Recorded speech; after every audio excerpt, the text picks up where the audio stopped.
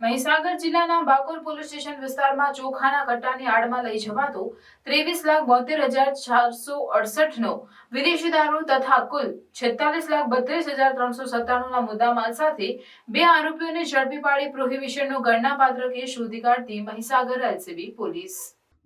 LCB police inspector M K Khat સાહેબનાઓની સૂચના અને માર્ગદર્શન હેઠળ સ્ટાફના માણસો જિલ્લામાં અલગ અલગ જગ્યાએ પ્રોહિબિશન વોચમાં તપાસમાં હતા તે સમય દરમિયાન એલસીબી સ્ટાફના હેડ કોન્સ્ટેબલ ધર્મેશકુમાર રમણભાઈ નાઓને બાતમી મળેલ કે એક ભારત બેન્ચ લખેલા કન્ટેનરમાં ચોખાના કટ્ટાની આડમાં વિદેશી દારૂ ભરી મોડાસા તરફથી લુણાવાડા થઈ વડોદરા તરફ જનાર છે। જે માહિતીના આધારે પોલીસે માણસોની 2 અલગ અલગ ટીમો વોચમાં રહેલ તે દરમિયાન મોડાસા તરફથી લુણાવાડા તરફના રોડ ઉપર આવતા વડાગામ આશીર્વાદ હોટલ પાસે